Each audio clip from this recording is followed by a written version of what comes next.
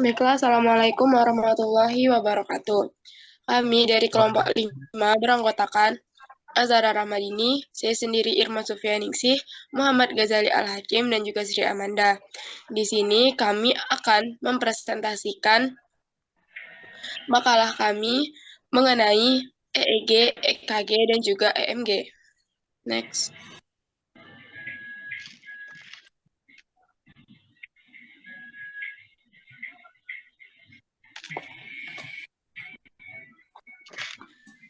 Untuk latar belakang dari makalah, perkembangan teknologi kesehatan telah banyak menciptakan produk teknologi baru yang bermanfaat di bidang kesehatan dalam kehidupan manusia. Banyak penelitian yang dilakukan dengan memanfaatkan sinyal biolistrik yang berasal dari tubuh manusia. Contohnya adalah EEG, EKG, dan juga EMG. Materi yang pertama adalah penjelasan tentang elektroencephalogram atau EEG yang akan dijelaskan oleh Sri Amanda. Kepada Sri, disilahkan.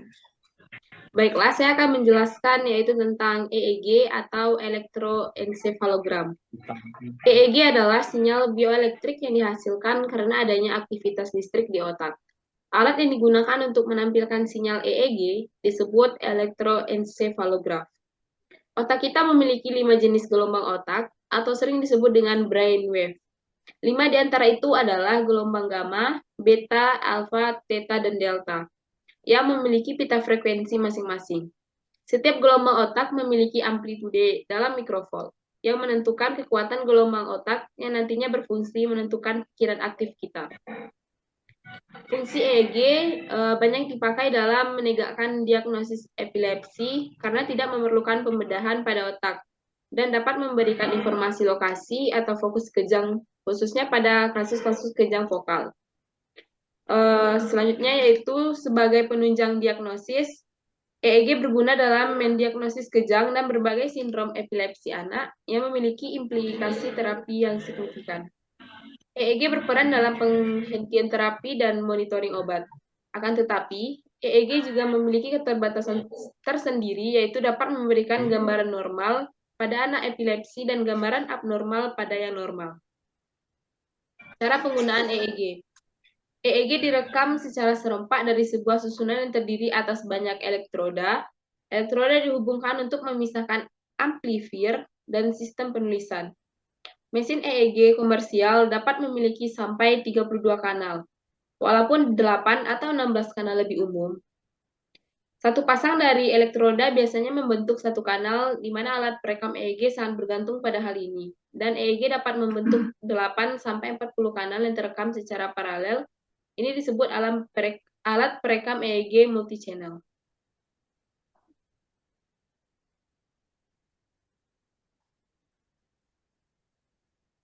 Selanjutnya,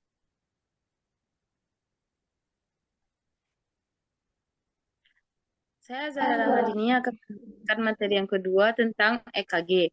Sinyal elektrokardiografi atau EKG adalah sinyal yang dihasilkan dari irama denyut jantung secara terus-menerus. Mekanisme sederhana dari alat ini adalah mengukur potensial listrik sebagai fungsi waktu yang dihasilkan oleh jantung. Potensial listrik tersebut dihasilkan dengan pemicu denyut jantung yang dapat merubah sistem kelistrikan jantung. Perbedaan potensial tersebut kemudian divisualisasikan sebagai sinyal pada layar monitor atau pada kertas perekam. Elektrokardiograf adalah alat medis yang digunakan untuk merekam beda potensial biomedik di permukaan kulit yang dibangkitkan jantung dengan memasang elektroda rekam pada tempat tertentu di permukaan tubuh. Berikut gambar aktivitas sel listrik EKG membentuk bentuk spesifik sehingga dapat dijadikan sebagai acuan untuk menentukan kondisi jantung manusia. Sinyal EKG direkam menggunakan perangkat elektrokardiograf.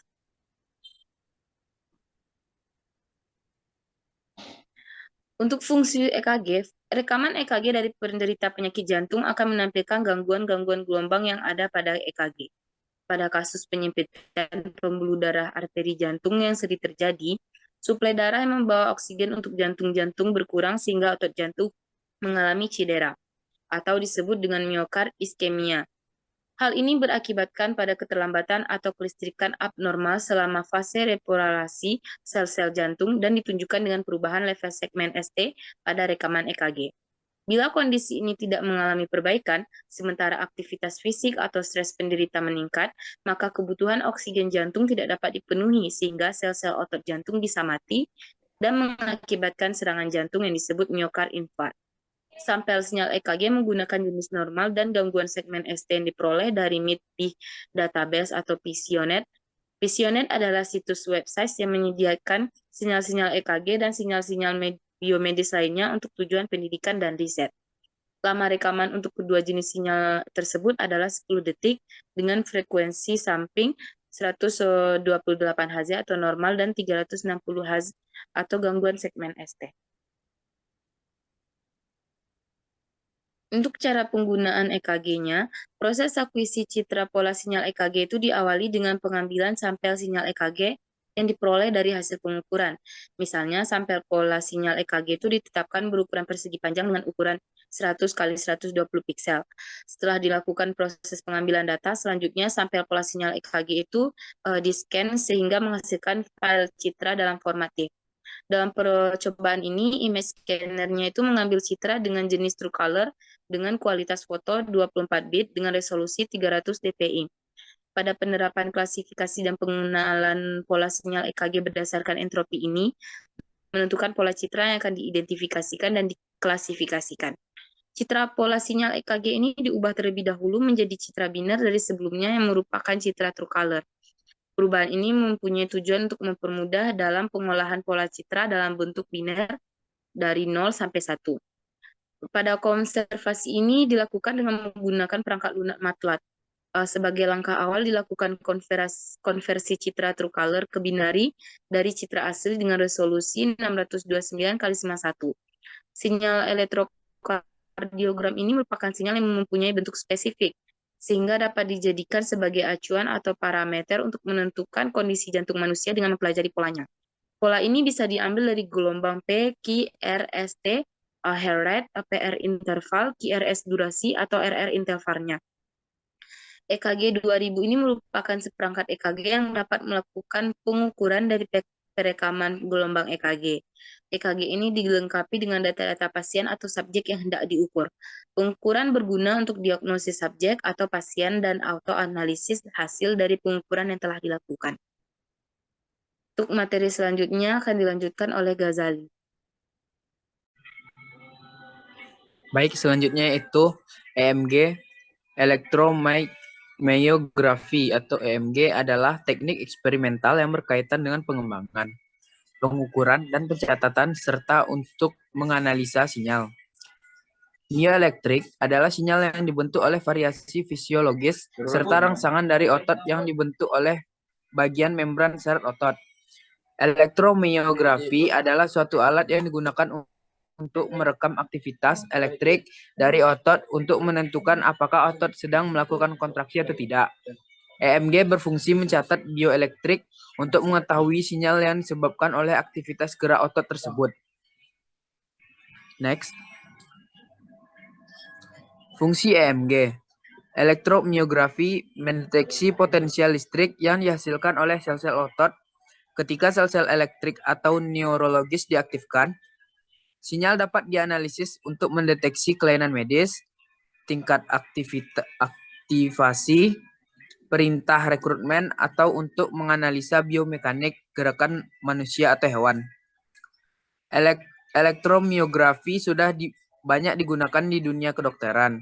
Rata-rata memakai ICOP-AMP dan rangkaian filter untuk memfilter sinyal agar sinyal yang dibaca merupakan sinyal murni dari tubuh manusia dan tidak tercampur dengan sinyal lainnya. Next. Dan cara penggunaan EMG. Alat pengukur EMG ini menggunakan 3 input untuk di manusia, yaitu F1, V1, V2, dan reference, dan menggunakan 5 output untuk dibaca ke dalam laptop. Dari gambar di bawah ini ditunjukkan rangkaian dari EMG, PCB, dan diagram blok proses sistem kerja dari alat yang dibuat. Di sini penulis menggunakan beberapa jenis filter dan limiter, yaitu bandpass filter, OP-AMP amplifier, OP-AMP rectifier. OP-AMP amplifier adalah rangkaian untuk penguat sinyal dari keluaran AD620 yang terdiri dari IC-TL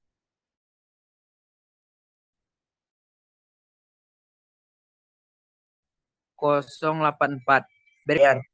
Bandpass filter Orde 2 adalah rangkaian filter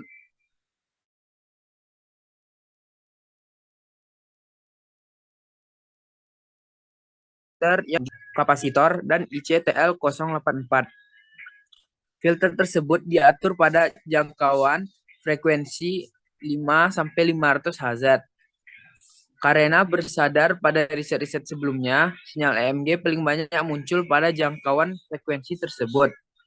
Berikut ini rumus untuk bandpass filter Orde 2. Untuk merupakan rumus untuk mengatur batas bawah frekuensi dengan mengatur besaran, sedangkan untuk mengatur batas atas frekuensi dengan mengatur pada gambar 2 dapat dilihat contoh rangkaian dari filter BPF berikut. Next. Nah, ini adalah contoh rangkaian filter PBF. Next. Nah, dan ini salah juga contoh dari filter tersebut.